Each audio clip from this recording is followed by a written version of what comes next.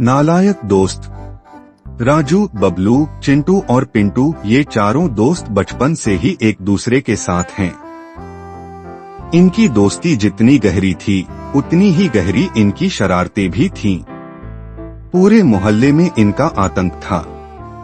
हर कोई इनकी हरकतों से परेशान था, लेकिन मजेदार बात यह थी कि इनकी मस्ती के बिना मोहल्ला भी अधूरा लगता था। इनकी हर शरारत के पीछे कुछ ऐसा होता था जिससे लोग गुस्से में भी मुस्कुरा देते। चारों दोस्तों का सबसे बड़ा शौक था नई नई मुसीबतों में फंसना और फिर खुद को उस मुसीबत से निकालने के लिए अजीबोगरीब जुगाड़ लगाना। इन्हें पढ़ाई से कोई लेना देना नहीं था। स्कूल के टीचर इनसे परेशान रहते, घर वालों के लिए ये सिरदर्द थे, लेकिन दोस्तों के बीच ये हीरो थे। कस्बे में मेला। हर साल की तरह इस बार भी कस्बे में बड़ा मेला लगने वाला था। यह मेला पूरे गांव की शान होता था। मेले में झूले, मिठाइयाँ, खेल और ढेर सारी मस्ती होती थी। चारों दोस्तों के लिए यह मेला किसी सपने से कम नहीं था। लेकिन इस बार समस्या यह थी कि उनके पास मेले में जाने के पैसे नहीं थे। राजू ने बड़े आत्मविश्वास से कहा, पैसे नहीं हैं तो क्या हुआ, मेला तो हम जरूर जाएंगे। बबलू, जो हमेशा हर बात पर सवाल करता था, बोला, लेकिन कैसे?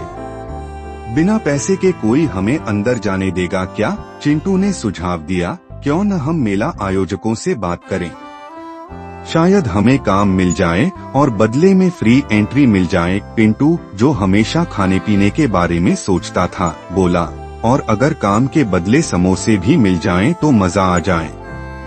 चारों दोस्तों ने अपनी योजना बनाई और सीधे मेला आयोजकों के पास पहुंच गए। उन्होंने बड़ी मासूमियत से कहा, हमें मेले में काम करने दीजिए, हम मेहनत से काम करेंगे। आयोजकों को लगा कि ये बच्चे सच्चे मन से मदद करना चाहते हैं। उन्होंने उन्हें मेले की सजावट, झूला चलाने, टिकट बेचने और अनाउंसमेंट का काम सौंप दिया। नालायकों की हरकतें। काम शुरू हुआ, लेकिन इनकी हरकतें भी शुरू हो गईं। राजू को टिकट बेचने का काम दिया गया।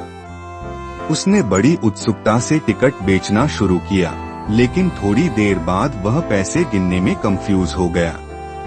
कुछ टिकट बिना पैसे के ही बिक गए और आयोजकों को नुकसान हो गया।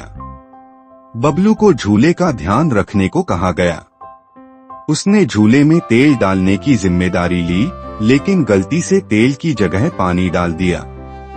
नतीजा यह हुआ कि झूला बीच में ही अटक गया और लोग झूले पर फंसे रह गए। चिंटू को माइक पर अनाउंसमेंट करने का काम दिया गया। उसने माइक पर आते ही आयोजकों की तारीफ करने की जगह उनके मजाक उड़ाने शुरू कर दिए। वह मेला देखने आए लोगों के नाम लेकर उन्हें चिढ़ाने लगा। यह सुनकर लोग ठहाके मारकर हंसने लगे, लेकिन आयोजक गुस्से में आग बबूला हो गए। पिंटू को गुब्बारे और झंडियों से मेला सजाने का काम दिया गया। सजावट करते करते उसने खुद को गुब्बारों से बांध लिया और हवा में झूलने लगा। लोग उसे देखकर डरने के बजाय जोर जोर से हंसने लगे। गुस्साए आयोजक। इनकी हरकतों की वजह से मेला पूरी तरह अस्त व्यस्त हो गया। आयोजकों का गुस्सा 7वें आसमान पर था। उन्होंने चारों को पकड़कर कहा, तुम चारों ने हमारा मेला बर्बाद कर दिया, अब तुम यहाँ से चले जाओ। यह सुनकर चारों डर गए। राजू ने सभी से माफी मांगी और कहा, हमसे गलती हो गई, हमें एक मौका दीजिए, हम सब कुछ ठीक कर देंगे। आयोजकों ने अनमने ढंग से इन्हें एक आखिरी मौका दिया। चारों ने सोचा कि इस बार सब कुछ ठीक से करेंगे, लेकिन जैसा कि हमेशा होता था, उनकी शरारतें फिर से शुरू हो गईं। हंसी का मेला।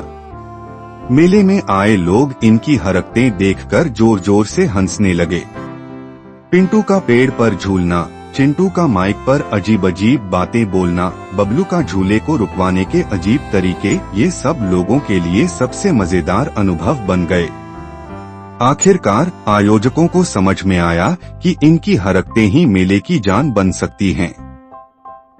उन्होंने चारों को मेला छोड़ने के बजाय एक कॉमेडी शो का हिस्सा बना दिया। अब लोग इनकी शरारतें देखने के लिए मेले में आते थे। मोहल्ले के हीरो। चारों दोस्तों की नालायकियां अब पूरे कस्बे में मशहूर हो गईं। लोग उन्हें प्यार से मोहल्ले के हीरो बुलाने लगे।